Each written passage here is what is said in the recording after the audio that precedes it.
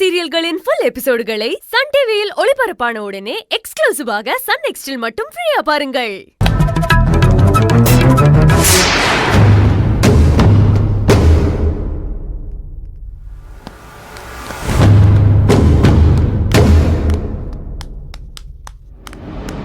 என் மருமகன் நேத்து நடந்தது எல்லாத்தையும் சொன்னா.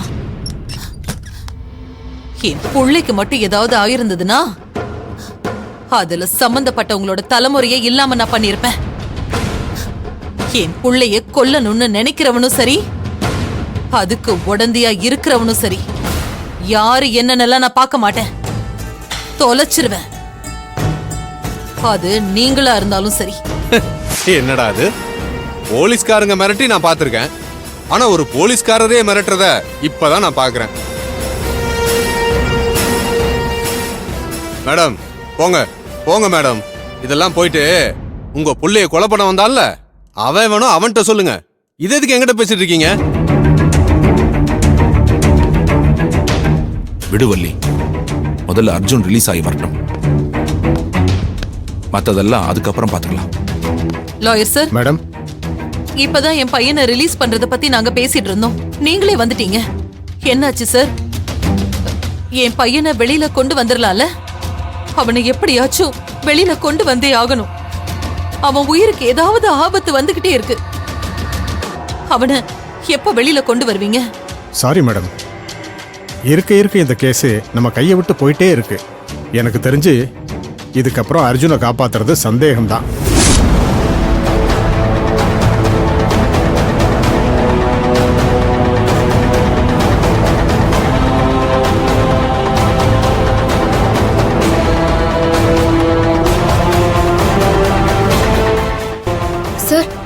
என்ன சொல்றீங்க?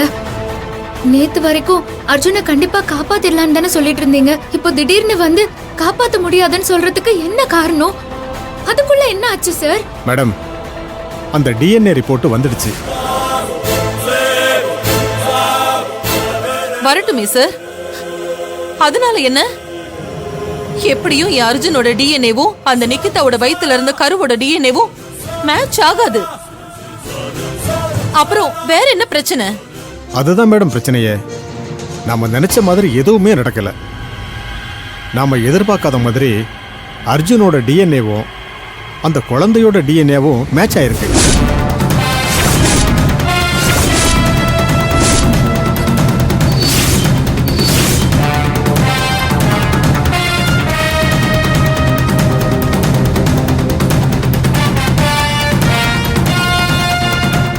இல்ல, இத நான் நம்ப மாட்டேன். என் அர்ஜுன் மேல எனக்கு நம்பிக்கை இருக்கு. அவன் கண்டிப்பா அப்படி பண்ணிருக்கவே மாட்டான். அத்தை, நீங்க இத நம்பாதீங்க அத்தை. சார்,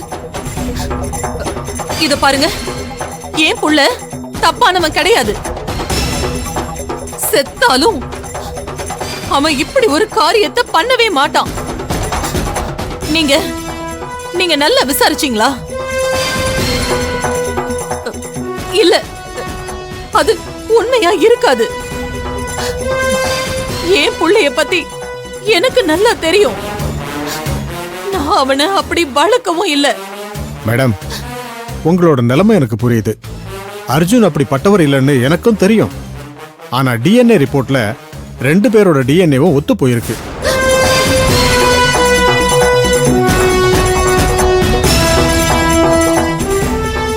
இந்த ஒரு ஆதாரத்தை வச்சே அர்ஜுன் தான் இந்த கொலையை பண்ணிருப்பாருன்னு எதிர்த்தரப்பு வக்கீலால ஈஸியா நிரூபிக்க முடியும். ஜட்ஜ்மெண்ட்டும் அவங்களுக்கு சாதகமா வந்து அர்ஜுனுக்கு கண்டிப்பா தண்டனை கிடைக்கும். மேடம், இப்ப என்ன சொல்றீங்க? இப்போவாது உங்க புள்ளைய பத்தி தெரிஞ்சுக்கிட்டீங்களா? இங்க பாருங்க, உங்க புள்ள போய் சொல்லலாம், ஆனா டிஎன்ஏ ரிப்போர்ட் போய் சொல்லாது. இந்த ஒரு ஆதாரம் போதும்.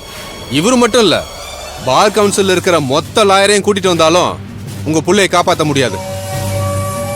லாயர் சார், தெளிவா சொல்லி புரிய வைங்க உங்களுக்கு.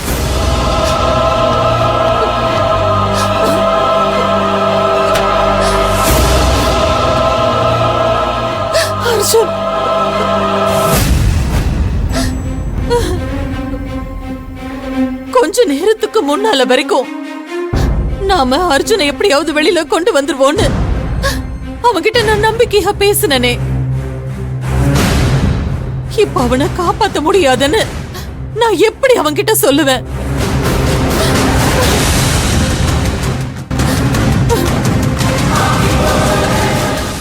ஏற்கனவே அவன் செய்யாத தப்புக்கு தண்டனை அனுபவிக்கிறான்னு என் புள்ள குற்ற உணர்ச்சியில நொந்துகிட்டு இருக்கான். இப்ப அந்த DNA ரிப்போர்ட் கூட அவனுக்கு எதிரா வந்திருக்குன்னு தெரிஞ்சதுன்னா மனசு உடைஞ்சு போயிடுவானே. ஐயோ, நான் என்ன பண்றது? கடவுளே, நான் என்ன பண்ணுவேன்? அத்தை அத்தை, நீங்க அழாதீங்க அத்தை. இதுல வேற ஏதோ தப்பு நடந்திருக்கு. அர்ஜுனுக்கும் இதுக்கும் எந்த சம்பந்தமும் இருக்காது. எனக்கு அந்த நம்பிக்கை இருக்கு.